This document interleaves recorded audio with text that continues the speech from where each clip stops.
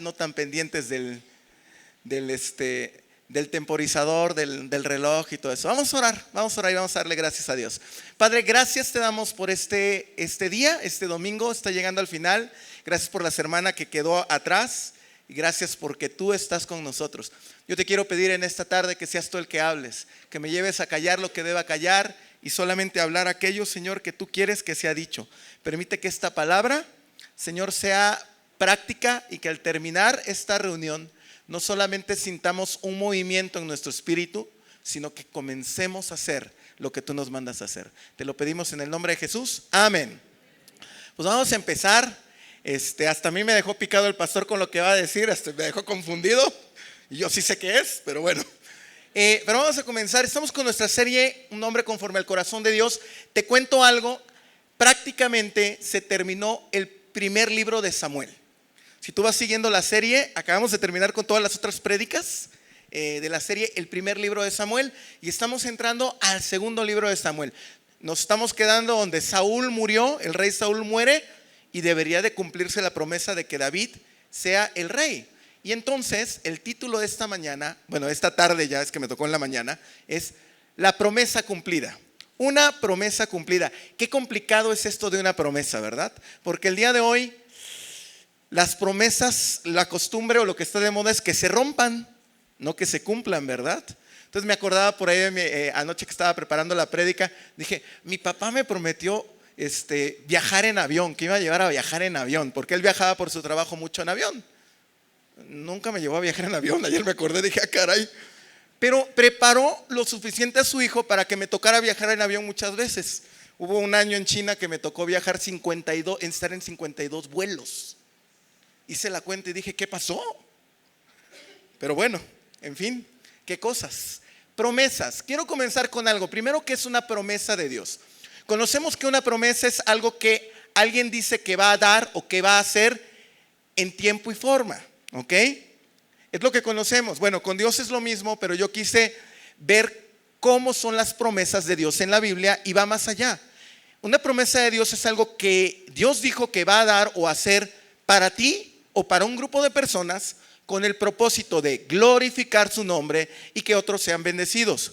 Y es que esto es bien importante porque luego los cristianos agarramos monte. ¿Se acuerdan cuando vimos en la serie de Josué hace un año y medio más o menos? Todo lo que pise la planta de tu pie, y decían por ahí las promesas, ¿no? Y ahí está el chavo caminando y así, ay, perdón, te pisé, señorita, discúlpame. Agarramos montes con las promesas. Una promesa, si quieres saber qué viene de parte de Dios, primero está en línea con la Biblia, ¿ok? Con lo que dice la Biblia. Si tú estás sintiendo que Dios te promete que cuando vayas a saltar el HCBC de Reforma, no te van a no, pues esa no es una promesa de Dios. No está en línea con la Biblia. Pero segundo, una promesa, si quieres saber qué es de Dios, la promesa en sí, cuando tú lo recibes, glorifica su nombre. No es para ti, no es para mí, es para glorificar su nombre. Pero no queda ahí. Si es una promesa de Dios, no solo glorifica su nombre, trae bendición a otros. Y entonces, Señor, quiero ser el hombre más rico de México, para viajar, tener yates, y yo, para los de la vieja escuela, como los Duncan, ¿no? Los que se rieron ya tienen más de 40 años. Son una marca de yoyos muy de aquellos tiempos. Pero una promesa de Dios tiene que ver con bendecir a otros. Quiero ser el hombre más rico de México para apoyar a las fundaciones cristianas que están ayudando a los huérfanos, a las viudas, a los desamparados, a los que están saliendo de adicciones.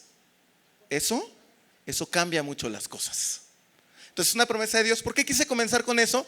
Porque sí está padre, a David Dios le prometió ser el rey de Israel, pero no era para una mejora personal, era para la gloria de Dios y para que el pueblo tuviera un reino conforme lo quería Dios.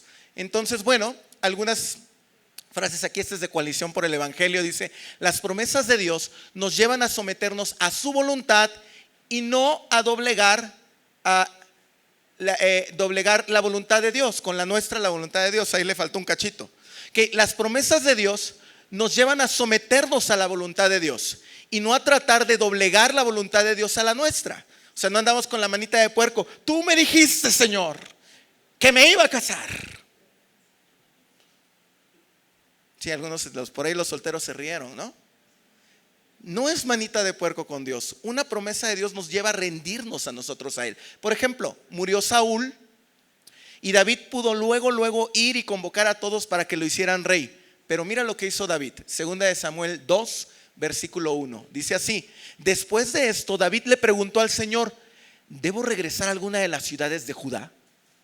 O sea, David tenía la promesa, pues de una vez la toma, ¿no?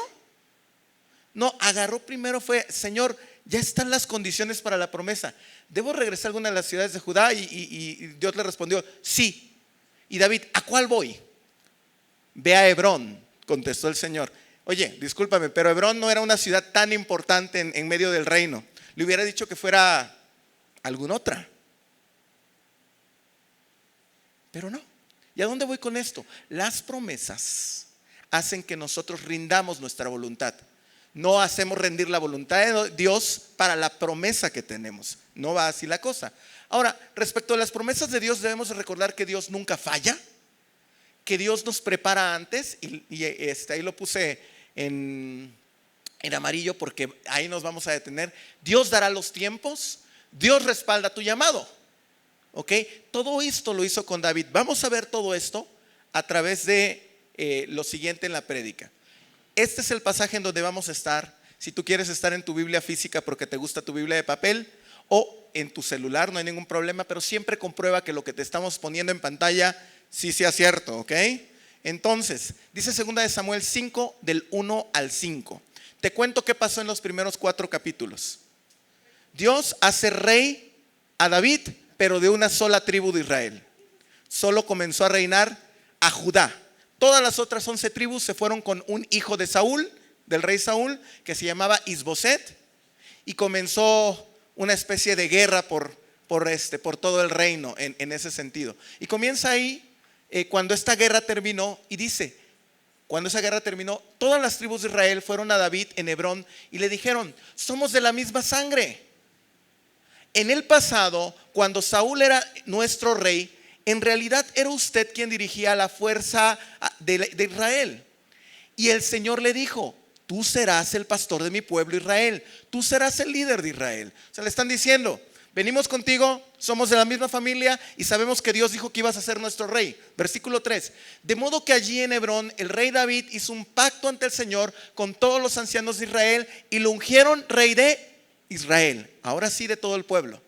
Dice el versículo 4: David tenía 30 años cuando comenzó a reinar y reinó 40 años. Había reinado sobre Judá desde Hebrón 7 años y 6 meses. Después y desde Jerusalén reinó sobre todo Israel y Judá durante 33 años. Demasiado número, déjame te explico. Muere Saúl, David es casi rey de Israel. Porque digo casi, solo reinó sobre una tribu. 11 tribus estaban con otro rey. Y durante 7 años y medio se la pasó reinando solo a esa tribu. Te podría decir ahí: sé fiel en lo poco, ¿verdad? 7 años y medio después, Dios le da todo el reino, las 12 tribus de Israel, y es lo que menciona aquí. Ahora vamos a hacer rapidísimo. Yo sé, es mucha información, pero lo necesitamos, porque acuérdate que fue todo primer libro de Samuel, 31 capítulos. Entonces, un resumen en 3 diapositivas de 31 capítulos. David nació. Acuérdate que no le fue bien en su infancia. Su papá tuvo unas canas al aire ahí y era un hijo ilegítimo. No le fue bien, pero le comenzó a ir bien. ¿Por qué? Porque fue ungido por Samuel para ser rey de Israel. Más o menos tenía 10 a 15 años. De ahí la vida parece que le sonríe, porque lo llamaron a trabajar en la Casa Blanca. ¿Ok? Empezó a trabajar tocando el arpa para el rey Saúl en la corte. De ahí dice la guerra y el ascenso. Sucede el episodio de David y Goliat. Derrota a Goliat, se vuelve un héroe nacional. Todo el mundo lo admira. David va en ascenso. De repente se convierte en el líder militar. Después de no ser nada, se convierte en el secretario de defensa del ejército de Saúl. Se casa con la hija del rey, con Mical. Pero después, cuando parecía que todo iba bien, huye de Saúl y vive como un fugitivo. O peor que uno. En ese tiempo que está como fugitivo, escribe muchos salmos. Y finalmente aquí me voy a detener. No vamos a ver toda la vida de David. Es los primeros 31 capítulos de Primero de Reyes. Saúl muere en batalla contra los filisteos Y entonces David es ungido rey de Judá y reina sobre esta tribu durante 7 años y medio. La promesa cumplida, la promesa se comienza a cumplir. Yo aquí encontré, y bueno, y después de eso se desata una guerra civil por todo el reino. David es reconocido como rey de Israel. Promesa cumplida implica un proceso terminado. Ahora sí, ya los voy a dejar descansar de historia, ¿ok? Historia de la Biblia. Promesa cumplida implica un proceso terminado. Y es que este es el detalle. A los cristianos y a los mexicanos no nos gusta el proceso. Nos gusta el resultado. Y en los días que vivimos hoy, donde todo es rápido, todo es express. Si ustedes vieran cuánto se tardaban las palomitas de maíz en los hornos de microondas del año 2000. No, bueno, sí, mi paz ya se fue a los años 90, 80, que estaba moviendo la cacerola. Ahorita aquí el paz. Queremos todo express y hay proceso. Yo recuerdo en la universidad anotábamos una materia, voy a poner ahí contabilidad 1, ¿no? Y anotaba la materia y me inscribía y comenzaban las primeras 2 semanas. No inventes, el profesor estaba bien complicado. Ya casi te había reprobado y todavía no eran exámenes. Y te ibas tú como estudiante, y en aquel tiempo nada era digital, y comenzabas a hojear las actas de calificaciones del semestre anterior y veías, todo el grupo reprobó, nada más pasaron 2 y con 7. ¿Qué hacías? No, con permiso, yo la doy de baja. Me espero al semestre que viene. Pero ok, ¿qué crees? El semestre que viene, contabilidad 1 te va a estar esperando. Porque una promesa cumplida implica un proceso terminado. Y por eso dices, ¿por otra vez a mí? Pues es que si no aceptas cursar la materia y pasarla, la vas a repetir. Otra vez el mismo jefe, otra vez el mismo, ponle los nombres que quieras, no quiero dar ideas. Mira, el proceso en David yo encontré lo siguiente. Tuvo un inicio malo, una mala infancia, estuvo cerca de la promesa porque le prometieron ser rey de Israel cuando lo ungieron. Eso pasó como 10, 15 años, estoy repitiendo, perdón. Pero de momento la promesa está aquí y de momento está re lejos la promesa. Porque nada sucede, ¿no? De repente, de nuevo ve cerca la promesa, derrota a Goliat, Saúl lo lleva a la corte, se vuelve el líder militar. Hay una promesa casi cumplida cuando muere Saúl, ¿no? Pero nada más es casi cumplida porque solo reina sobre una tribu de las 12. ¿Te ha pasado algo así? Casi, diría el comentarista. La tenía, era suya, pero muchas veces no la dejamos ir nosotros. Simplemente se va. Porque ese es un proceso. Y en el proceso conocemos a Dios. Y en el proceso nos volvemos más fuertes. Y en el proceso nos volvemos más pacientes. Pero ¿sabes qué pasa cuando la promesa está cumplida? Oh, por Dios. Cuando la promesa está cumplida, llegamos otra vez al inicio. ¿Qué? ¿Cómo que al inicio otra vez? Todos pensamos que cuando una promesa Dios nos la cumple, ya está todo listo, ya está todo bien. Recuerdo en misiones, en el Instituto de Misiones nos decían, cuando ustedes lleguen al país meta que tienen para ser misioneros, van a sentir que ya lograron todo. Y en realidad apenas van a desempacar las maletas. Mira, vamos a ver a David. Una promesa cumplida implica el inicio de otro proceso. Ya no me gustó. No quería entrar en el primer proceso y ahora me dicen que tengo que entrar en otro proceso. Una promesa cumplida implica el inicio de otro proceso. Dice 2 Samuel 5:12, cuando ya David era rey, entonces David, o le estaban dando el reinado, entonces David se dio cuenta de que el Señor lo había confirmado como rey de Israel y que había bendecido su reino por amor a Israel. Ya, aquí es donde Disney terminaría y vivieron felices para siempre. Se casaron y vivieron felices para siempre. Promesa cumplida. No, falta la adaptación. Después de la luna de miel viene en el matrimonio, viene, ¿qué viene? No me digan, mejor ya están riendo algunas, sobre todo las mujeres. Mira, este cumplimiento de promesa para David inició una nueva etapa de liderazgo. Inició una nueva etapa de guerras, una nueva etapa de decisiones y crecimiento espiritual.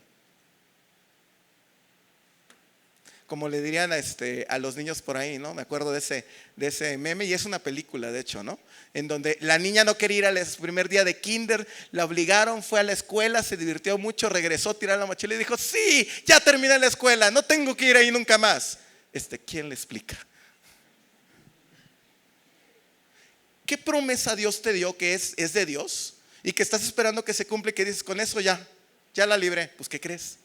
Esa promesa te va a abrir otro nuevo proceso, porque una promesa cumplida implica el inicio de nuevos procesos. Mira, promesas cumplidas. ¿Estás pidiendo un hijo? Ahí me llaman, me estoy mordiendo la lengua, ¿no? ¿Qué implica cuando ya llega el hijo? Ahora nada más ponte de ansioso. ¿Y si te dice que va a estudiar medicina? Un nuevo empleo. ¿Pero qué implica ese nuevo empleo? Una promoción, un ascenso. Híjoles, te vas a tener que quedar hasta más tarde en la oficina. Un nuevo ministerio. No, olvídenlo, ya acaban de salir del campo de verano, déjenlos descansar tantito, ¿no? ¿Qué hacer en medio del proceso? Y en esto es donde nos vamos a estar deteniendo en los siguientes minutos del resto de la prédica. Porque una promesa cumplida implica un proceso terminado. ¿Cómo le hago para terminar el proceso y para terminarlo bien? Para salir vivo en el intento. Bueno, número 1, tienes que tener una buena actitud. Aquí van a ver algunas cosas de mensajes pasados o de capítulos pasados de Primera de Samuel. Primero tienes que tener una buena actitud. No vamos a tomar todos los pasajes donde David tuvo una buena actitud, pero David y Goliat, todo el mundo estaba aterrorizado por Goliat, nadie quería enfrentarlo, y de repente para este momento David tenía más o menos entre 16 y 19 años y era enclenque. ¿Ok? Ya no puedo decir yo que soy enclenque porque ya veo las fotos y hay unas poses que hay que cuidar. Pero era un enclenque. Se supone que, gracias mi amor, lo que dijo ella, porque soy un esposo feliz. Sí, mi vida, sí, mi cielo, sí, vale, es cierto. Entonces, David estaba ahí y no era un hombre de guerra, era un niño. Mandaron a llamar a todos los hombres para pelear contra los filisteos en este pasaje, y a David no lo tomaron en cuenta. En un servicio militar en aquel tiempo, vas porque vas. A él no lo obligaron. Pero David dijo: no se preocupe mi rey, yo iré a pelear contra este gigante. Es esa actitud. Si Dios te dio una promesa, tienes que tener una actitud correcta, no una actitud de perder, porque entonces ¿para qué nos metemos en esa parte, no? Tendría cosas que contarles, pero será en otra ocasión. Número 2, tienes que tener una buena visión. En medio del proceso que tienes que terminar, tienes que tener una buena visión. ¿Visión de qué? Bueno, primero de Dios, no de ti. Porque luego somos muy, y Dios me ha estado hablando de eso en este día, ¿no? Somos muy confiados, ¿no? Yo recuerdo cuando me fui a China, hoy he estado escuchando eso. Por eso es que digo, alerta, alerta, alerta. Porque recuerdo cuando me iba a ir a China, en Amistad de Puebla, en la hacienda, mucha gente se me acercó y me decía: si hay alguien que tiene madera para ser misionero y para estar en un país como ese, y que tiene capacitación y que todo el rollo, eres tú. Llegué y como cuando terminas la universidad y llegas a tu primer trabajo, esto no me lo enseñaron. Hoy Dios me estaba hablando un poquito de eso, a mí personalmente. Pero no, la primera visión que tienes que tener no es de qué tienes tú, de quién eres tú. La primera visión que tienes que tener bien es quién es Dios. Por eso David no tuvo problema para enfrentar a Goliat, porque David sabía quién era Dios, su Dios.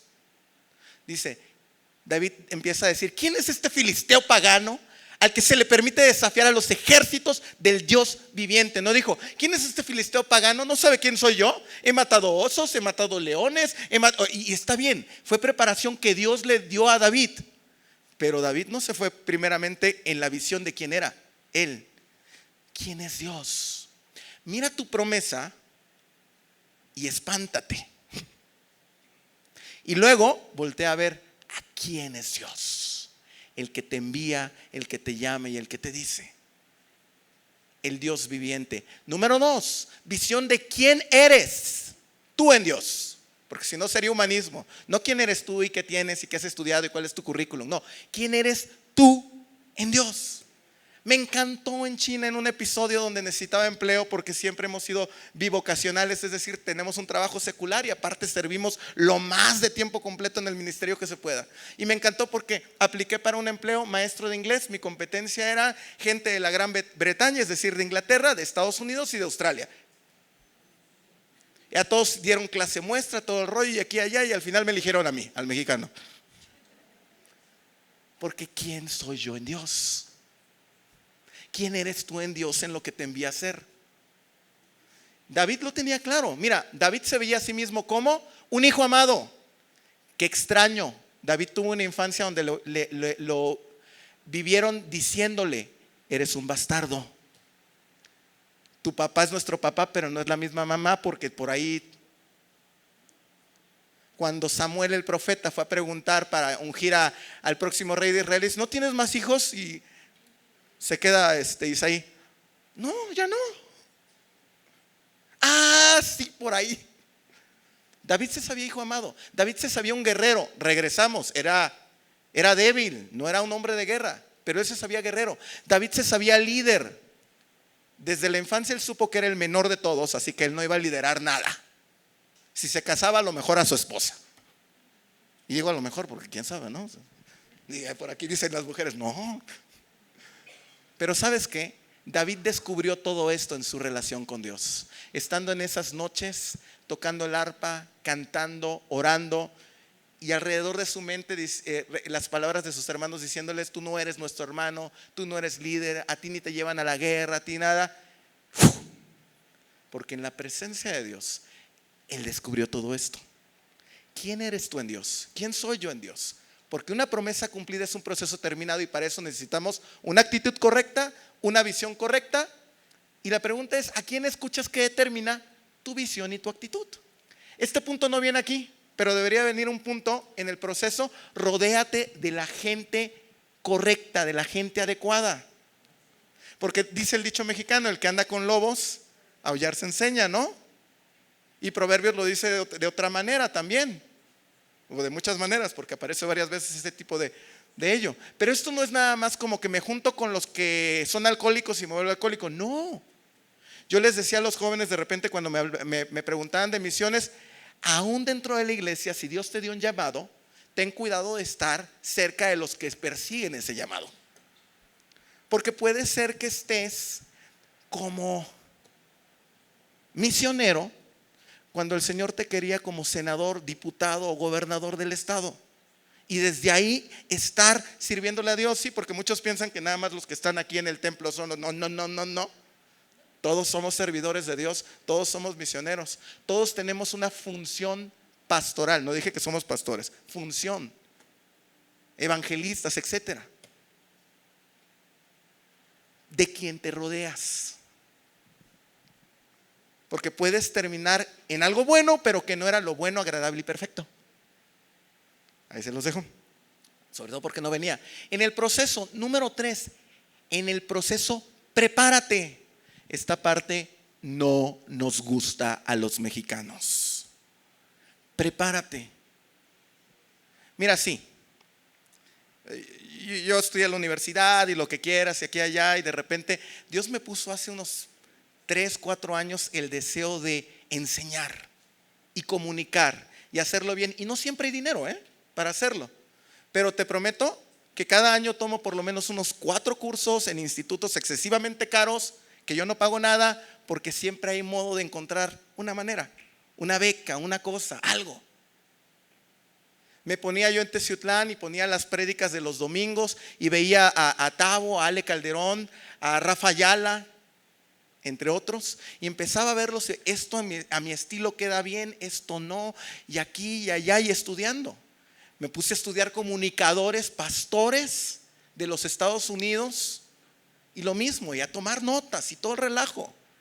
Cuando me iba a ir a China tenía que hablar inglés, entonces yo trabajaba en la Secretaría de Finanzas en aquel tiempo, y pues llegaba a la clase de 10 para las 7 de la mañana en Interlingua, Huexotitla, ya ni existe, y para salir a las 8 de la mañana corriendo al trabajo ahí por el parque ecológico, porque había que aprender inglés. En el proceso, prepárate. director general de lo que ahora es Megacable, en aquel tiempo se llamaba Cable Más, en el sureste del país. Fue mi pastor de jóvenes en Coatzacoalcos. Y una vez me dijo: todas las oportunidades que tengas de aprender algo nuevo, apréndelo, aunque no tengan que ver con lo que te gusta o lo que vas a hacer. Si no te interrumpe con tu vida, apréndelo, no sabes cuándo lo vas a usar. Llevo desde el 2018 fuera de China y Dios me ha sostenido con el chino mandarín, que sé hablar, que manejo, que estoy certificado. Pero necesitamos prepararnos. David se preparó. ¿En qué se preparó? Se preparó, te voy a mencionar cosas de asuntos internos y de cuestiones profesionales. David se preparó en obediencia y la aprendió porque la aprendió. En paciencia, eso no nos gusta, ¿verdad? En gobernanza, David no era de los que estaban nada más en el palacio. Bueno, ya toqué para el rey, ya se tranquilizó, ya me voy a la vida. Si hubiera tenido celular David, ahí en Instagram o en TikTok. No, David andaba viendo, ¿qué? ¿Cómo es que hacen la guerra? ¿Cuáles son las estrategias? ¿Cómo hacen los negocios, la parte mercantil? ¿Cómo hacen la parte legal? David estuvo aprendiendo. Pero para eso tuvo que invertir tiempo, dinero, esfuerzo. David aprendió a perdonar y también aprendió a pedir perdón. David aprendió de relaciones públicas. Me encanta esa parte cuando David ya no tiene a dónde huir de Saúl y de repente, pues nada más queda la tierra de los filisteos y llega con los filisteos y dice: hola, tú eres el que mataste a Goliat. Rayos. Y tuvo que ejercer relaciones públicas, hizo el loco. Y después de que se curó de que estaba loco, lee la historia, se asoció con ellos un tiempo para que no lo mataran y la promesa se pudiera cumplir. No cometió ningún pecado en ese tiempo, pero tenemos que prepararnos, porque una promesa cumplida implica preparación, implica sacrificio. Y eso no nos gusta. Decía una canción de Delirious en los 90s. Encuéntrame en el río se llamaba. Queremos las rosas, anhelamos las rosas, pero no queremos espinarnos las manos. Te dio la promesa Dios de casarte, pero pues no le invitas a salir, no te arreglas, pues está complicado. Dios así de, pues yo ya te lo concedí, hijo, pero ¿cómo te explico? Número 4, en el proceso ten paciencia. En el proceso ten paciencia. Mira, David escribió en el Salmo 40 del 1 al 3, ahí en la referencia le falta un 0, 40 del 1 al 3. Con paciencia esperé que el Señor me ayudara. Él se fijó en mí y escuchó mi clamor. Me sacó del foso de desesperación, del lodo del fango. Puso mis pies sobre suelo firme y a medida que yo caminaba, me estabilizó. A ver, mira esto, escucha esto.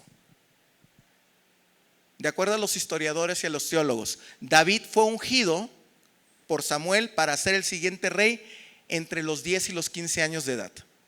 Vamos a ser conservadores para que no se escuche tan grande la cifra. 15 años. Los pasajes que acabamos de comenzar a leer es que la promesa se empezó a cumplir y que David fue rey de una de las 12 tribus hasta los 30 años. ¿Cuánto fue ahí? Gracias. Y si fue desde los 10 ya fue más. Para ver la promesa cumplida. Sigue diciendo David en este salmo: me dio un canto nuevo para entonar un himno de alabanza a Dios. Muchos verán lo que Él hizo y quedarán asombrados y pondrán su confianza en el Señor. Y aprovecho este pasaje para decir, la definición de la promesa de Dios es algo que Dios dijo que te va a dar o que va a hacer para su gloria y para el bien de otros. Mira ahí, David dice: cuando yo esté puesto en lo alto, muchos lo van a ver y van a poner su fe en Dios. Porque la promesa cumplida no es algo para ti, no es personal, es para la bendición de muchos. Número 5, y esto es bien importante: en el proceso no juegues sucio. Qué complicado. Te pongo un ejemplo que escuché esta semana en una masterclass que estaba escuchando, y decían: vamos a suponer que tú eres un ejecutivo de ventas, de los buenos, de los que sacan millones y millones, y tienes otro que es el segundo, que ahí te va peleando los lugares. Hay una junta muy importante que va a definir plazas, puestos y todo el relajo. te pidieron de favor, como no pudo estar en la junta este otro ejecutivo, que tú le avises de la junta.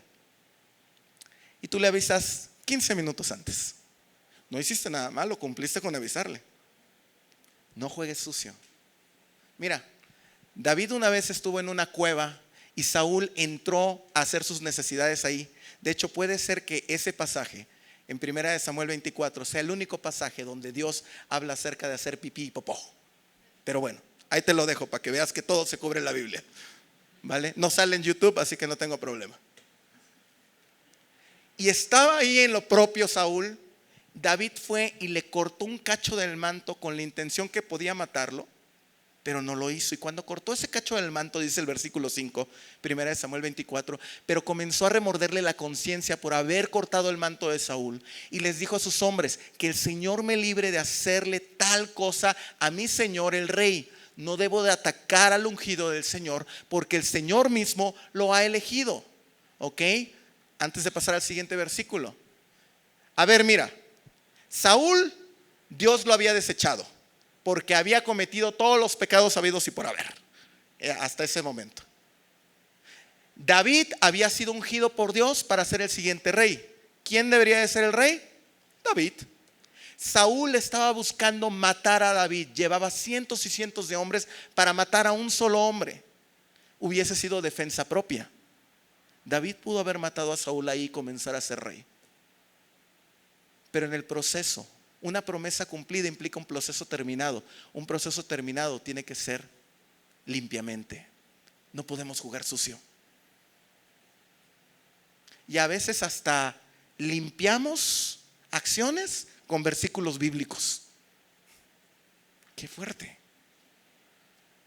Mira, sigue diciendo: entonces David contuvo a sus hombres y no les permitió que mataran a Saúl. Y porque ya me estoy imaginando Joab: bueno, tú no quieres ensuciarte las manos, eso me parece bien. Tú preséntate santo delante de Dios, yo me lo escabecho. Y David: tampoco. Y mira que pudo haberlo hecho. Una promesa cumplida implica un premio ganado con integridad. De nada va a servir que logres lo que Dios te dijo si en el camino pisoteaste a la gente, si en el camino perdiste las relaciones más importantes en tu vida. De nada va a servir, porque una promesa cumplida implica un premio ganado con integridad. Como último punto, en su tiempo actúa. Cuando llegue el tiempo de Dios para que tomes la promesa, entonces actúa. Nota, mientras Saúl estaba vivo, David se hacía a un lado. Mientras Saúl estaba vivo, David mantenía una actitud relativamente pasiva. Digo relativamente porque estuvo haciendo todo lo que tenía que hacer para prepararse para ser rey. Pero cuando llegue el tiempo, entonces actúa. ¿Sabes? Algo que me choca mucho, y si lo hago yo me choca más, es que luego los cristianos ocultamos o maquillamos la pasividad a través de la oración. Es que yo no sé si ese es el trabajo que Dios quiere para mí. ¿Qué tal que no tengo suficiente tiempo para la iglesia? ¿Qué tal que estás buscando trabajo, no? Envía currículums, ve a entrevistas. ¿Ya conociste a la chica en el grupo de jóvenes? Ya eres estable financieramente, ya tienes 34 años. Para cerrarlo más rápido, es que voy a orar. Créeme que no se estaría construyendo la iglesia aquí a la vuelta si estuviésemos con esa actitud pasiva. Porque cuando llegó el tiempo, Dios le dijo al pastor: es hora de endeudarse. Yo voy contigo. Igual y en tus pensamientos pueden estar pasando: puedo perder casa, esto, el otro, aquí, porque algo había que poner, ¿no?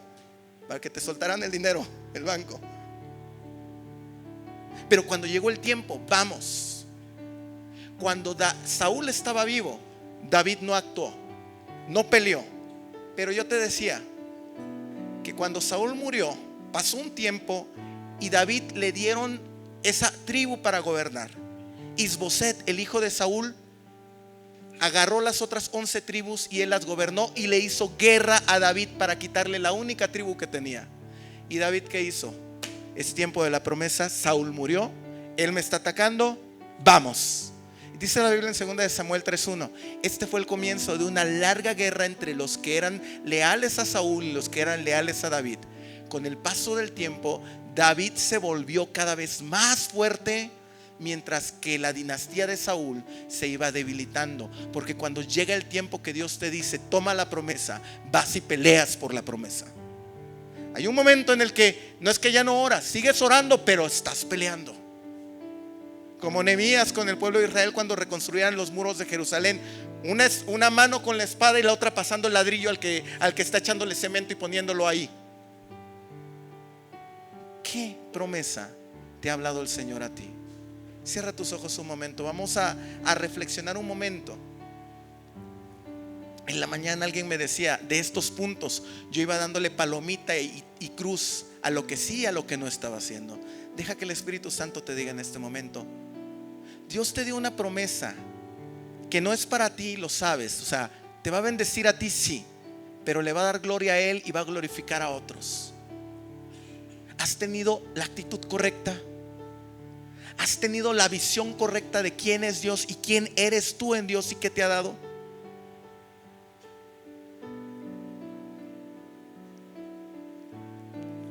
¿Te estás preparando?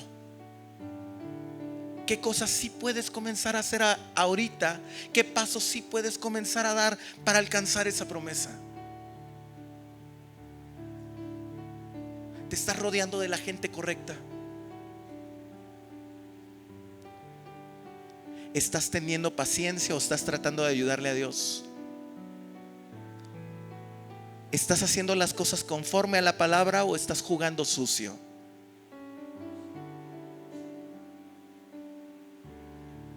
O quizás estás en el momento en que Dios dijo, te he puesto todas las condiciones para que tomes la promesa, ve y tómala, ve y pelea por ella con las armas espirituales que yo te he dado. Padre, en el nombre de Jesús yo oro para que ninguno de los que estamos aquí dejemos de recibir las promesas que tú nos has dado para darte gloria a ti y para que otros te conozcan, para que otros sean rescatados de aquellos lugares donde en algún tiempo nosotros estuvimos. Señor, yo no te pido hoy que cumplas tu promesa, más bien te pido que tomemos los pasos y la determinación para hacer lo que nos has llamado a hacer y tomarla. Y que los que estamos aquí cumplamos tu voluntad, que es buena, que es agradable y que es perfecta.